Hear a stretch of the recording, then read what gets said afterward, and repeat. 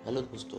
आज का जो भी वीडियो है वो टोटली डिपेंड होगा बैंक के कॉन्सेप्ट, बैंक की शुरुआत कब हुई, बैंक कैसे इस्टेब्लिश्ड हुआ, उनकी कैटेगराइजेशन, इन सारी चीज़ों पे डिपेंड होगा। तो नमस्कार नमस्कार दोस्तों, मेरा नाम है Rupam and I am the founder of Infinity Talk. So let's get started.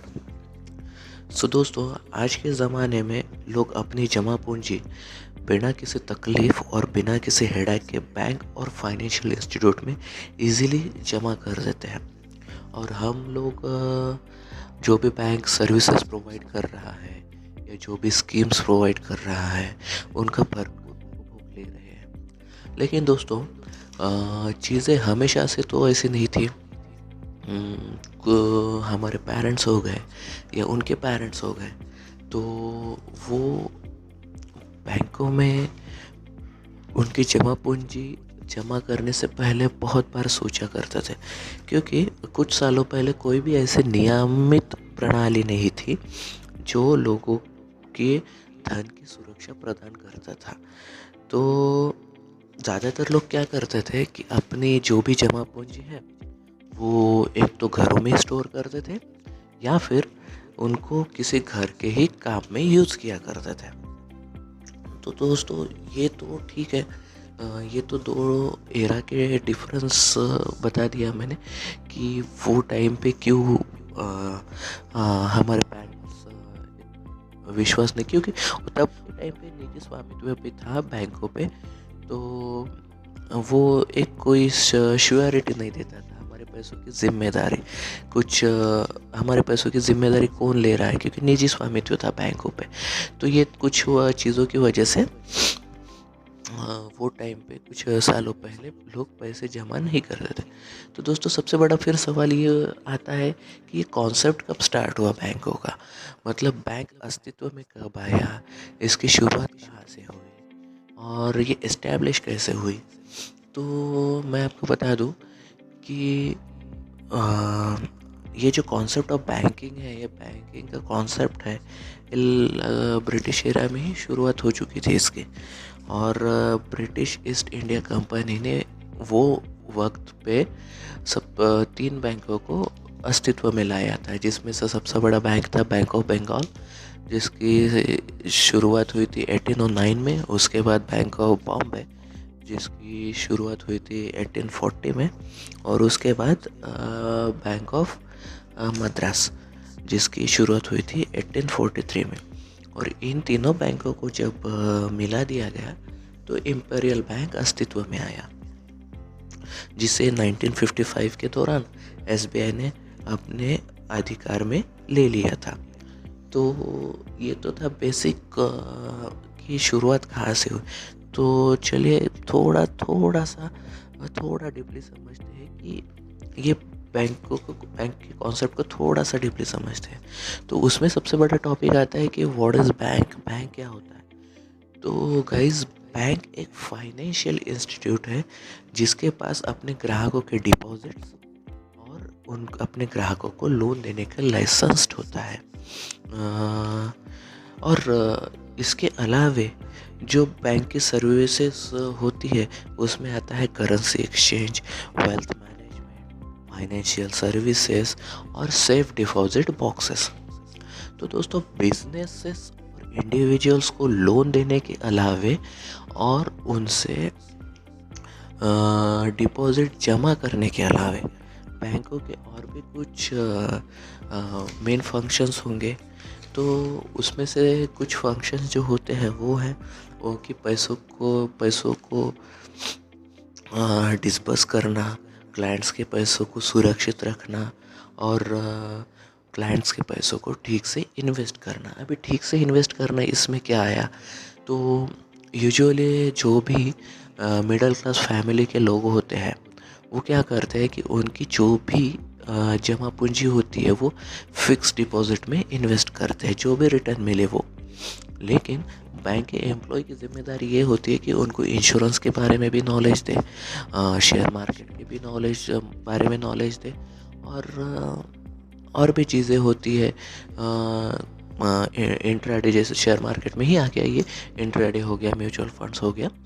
तो इनके बारे में नॉलेज दे, उनको प्रॉपर गाइडेंस दे, और जहाँ से मैक्सिमम रिटर्न मिले उनको उस रिगार्डिंग उनको हेल्प करें।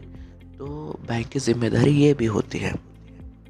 तो जो भी ये लास्ट टॉपिक था कि क्लाइंट के पैसों को ठीक से इन्वेस्टमेंट करना, तो इसमें आ गया कि उनको प्रॉपरली गाइड करें कि आप यहाँ यहाँ इन्वेस्ट कर सकते हैं पैसा।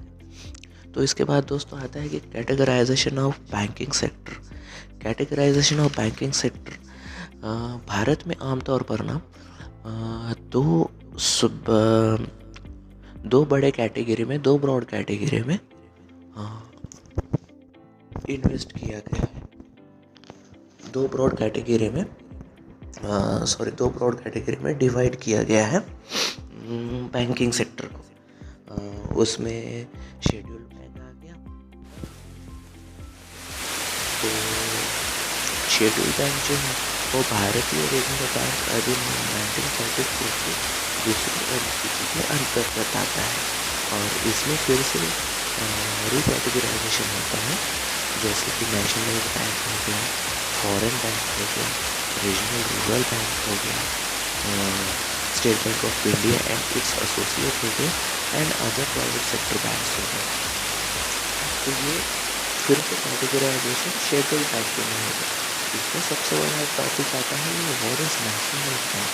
नेशनलाइज्ड बैंक नेशनलाइज्ड बैंक का बहुत से लोग बोलते हैं बैंक से नेशनलाइज्ड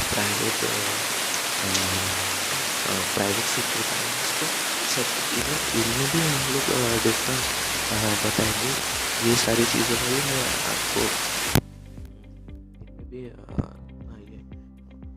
तीनों टॉपिक पे आपको अलग अलग वीडियो बना के दूंगा।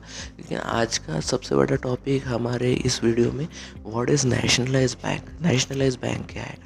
तो नेशनलाइज्ड बैंक का दोस्तों तात्पर्य राज्य या केंद्र सरकार द्वारा संचालित या स्वामित्व वाली सार्वजनिक क्षेत्र की परिसंपत्तियों के हस्तांतरण से है। यानी भारत में जो भी बैंक पहले निजी क्षेत्र के तहत काम कर रहे थे, उन्हें राष्ट्रीयकरण के अधिनियम के द्वारा सार्वजनिक क्षेत्र में स्थानांतरित कर दिया गया था, और इस प्रकार राष्ट्रीयकृत बैंक अस्तित्व में आए। यानी दोस्तों जो भी ब्रिटिश एरा में स्टार्ट हुए या जो भी बैंक्स उसके बाद भी थी, उनमें निजी स्वामित्व था। तो सरकार ने कुछ अधिनियम जारी किए और उस बैंकों को नेशनलाइज कर दिया गया। भारत में दोस्तों बैंकिंग का इतिहास बताता है कि स्वतंत्रता के बाद भारत सरकार ने राष्ट्रीय आर्थिक विकास को सक्रिय बनाने के लिए विभिन्न उपायों की शुरुआत की थी, जिसके परिणाम स्वरूप अप्रैल 1935 में भारतीय रिजर्व बैंक की स्थापना कर दी गई थी, और बाद में इसका राष्ट्रीयकरण हुआ 1935। ये एक हाईलाइट करने वाली चीज़ है कि अप्रैल 1935 में रिजर्व बैंक की स्थापना कर दी गई थी, और तभी इसका राष्ट्रीयकरण भी हुआ। भारतीय रिजर्व बैंक अधिनियम 1948 की शर्तों के तहत 1949 में कुछ अन्य उपाय अप्लाई किए गए वहाँ पे सेक्टर में, बैंकिंग सेक्टर में, और बैंकों का राष्ट्रीयकरण किया गया। तो स्वतंत्रता के बाद भारत सरकार ने देश के भलाई के लिए एक नियोजित आर्थिक विकास को अपनाया, और तब के जो तत्कालीन प्रधानमंत्री श्रीमती इंदिरा गांधी जी थे, उनके नेतृत्व में भारत सरकार ने भारतीय रिजर्व बैंक के नियामक प्राधिकरण के तहत 19 जुलाई 1969 में भारत के 14 सबसे बड़े वाणिज्यिक बैंकों को राष्ट्रीयकरण के अध्यादेश जारी किया। और 1980 आते आते और 6 बैंकों ने ये अधिनियम का पालन करते हुए लिंकअप कर लिया, और राष्ट्रीयकरण को जो भी तब के तत्कालीन प्रधानमंत्री जी थे उन्होंने जो भी अध्यादेश जारी किया था, उसके तहत और भी बैंकों ने इसको परमिशन दे दी। 6 बैंकों जिसमें निजी स्वामित्व था जिन बैंकों पे, वो सारे बैंकों को राष्ट्रीयकरण में, नेशनलाइज में, और सरकार के साथ उनका विलीनीकरण हो गया। तो इसमें मैं कुछ और भी टॉपिक्स बताऊंगा आपको, और भी डिटेल में जानकारी दूंगा, लेकिन वीडियो काफ़ी लंबी हो जाएगी। तो ये जो बैंक, व्हाट इज़ बैंक, और बैंक के प्रोडक्ट, बैंक की सर्विसेज, और ये जो भी हो गया, इसमें पर्टिकुलरली एक टॉपिक, एक वीडियो में पूरे टॉपिक का डिस्क्रिप्शन देना या पूरे टॉपिक के बारे में बताना, ये इम्पॉसिबल होगा। तो दोस्तों और इसके 3-4 पार्ट्स बन ही जाएंगे। तो आज के वीडियो में मैं बस इतना ही आपको बता सकता हूँ। इसके बाद मैं और भी डिटेल में वीडियो बना दूंगा पर्टिकुलर टॉपिक्स पे। और अगर आपको कुछ इसमें भी कुछ पॉइंट्स निकलते हैं और आपको उस टॉपिक पे अगर वीडियो चाहिए होंगे, तो आप मुझसे डायरेक्टली इंस्टाग्राम पे डीएम कर सकते हैं, यूट्यूब पे मुझे कमेंट कर सकते हैं, मैं डेफिनेटली वीडियो बना दूंगा। और दोस्तों बहुत से ऐसे लोग होते हैं जिनको इंश्योरेंस, म्यूचुअल फंड्स और उनके पैसों को कहाँ पे इन्वेस्ट करें इसके बारे में प्रॉपर नॉलेज नहीं होता। तो आप हमसे कंसल्ट ले सकते हैं। हमारी पूरी टीम इसी फील्ड में काम करती है, और पर्सनली मैं भी आपको गाइड करूँगा। अगर आपको किसी भी चीज़ की अगर कोई भी जानकारी चाहिए होगी, तो आप हमारे हमको डायरेक्टली डीएम करके आप हमारी सर्विसेज का लाभ उठा सकते हैं। और दूसरी चीज़ दोस्तों, बहुत से लोग होते हैं कि जिनको, जो नीडी होते हैं, जिन्हें होम लोन, पर्सनल लोन या फाइनेंस की ज़रूरत होती है, तो वो क्या करते हैं, वो डायरेक्टली फाइल लेके डायरेक्ट बैंकों में पुटअप करने के लिए चले जाते हैं। तो लेकिन उनको ये नहीं पता होता कि किसी भी बैंक में, एनबीएफसी में हो गया कि एक पर्टिकुलर लॉगिन फी के तहत उनको देनी पड़ती है, जो कि नॉन रिफंडेबल होती है। वो अमाउंट हो सकती है 3,000, 2,000, 5,000, जो भी हो सकती है। तो अगर उनकी केस वहाँ पे नहीं बैठती, तो उनकी वो सारी अमाउंट रिफंड नहीं होगी। तो दोस्तों अगर ऐसी कंडीशन है और आपके मन में कुछ भी डाउट्स है, तो आप हमारी एक कंसल्टेशन चार्जेस है 200 रुपीज़, वो आप पेड करके हमसे कंसल्ट सीधा सीधा ले सकते हैं। हम आपको हमारे तरफ से जो भी गाइडेंस होगा, प्रॉपरली गाइडेंस होगा, वो और आपकी जो भी क्वेरीज होगी, वो पूरी सॉर्ट आउट करने की पूरी कोशिश करेंगे। और आपके जहाँ जहाँ पे भी ज़्यादा से ज़्यादा मैक्सिमम पैसों की बचत होती होगी, हम पूरी कोशिश करेंगे। और अगर आप हमारे तरफ से भी केस करना चाहते हैं, या इंश्योरेंस पॉलिसी लेना चाहते हैं, या कुछ भी कहीं पे भी इन्वेस्ट करना चाहते हैं, तो बेझिझक आप हमें पर्सनली मैसेज या कमेंट कर सकते हैं। हमारी कंसल्टेशन फ़ीस भी बहुत ज़्यादा है नहीं, तो आप हमें 200 रुपीज़ हमारी कंसल्टेशन चार्जेस पेड करके हमारे सर्विसेज का लाभ उठा सकता है। तो कुछ भी आपकी क्वेरीज रही तो आप बेझिझक हमको पूछ सकते हैं। और इस वीडियो में अगर आपको कुछ दिक्कतें आती होंगी, तो आप पर्सनली हमें डीएम कर सकते हैं। तो थैंक यू दोस्तों, आज की वीडियो के लिए बस इतना ही। नेक्स्ट वीडियो में लगभग मैं कोशिश करूँगा कि आज ही नेक्स्ट वीडियो अपलोड कर दूँ। नेक्स्ट वीडियो में भी अगर आपको कुछ डाउट्स आते हैं, तो आप बेझिझक हमको पूछ सकते हैं। सो आज की वीडियो के लिए इतना ही। Thank you so much.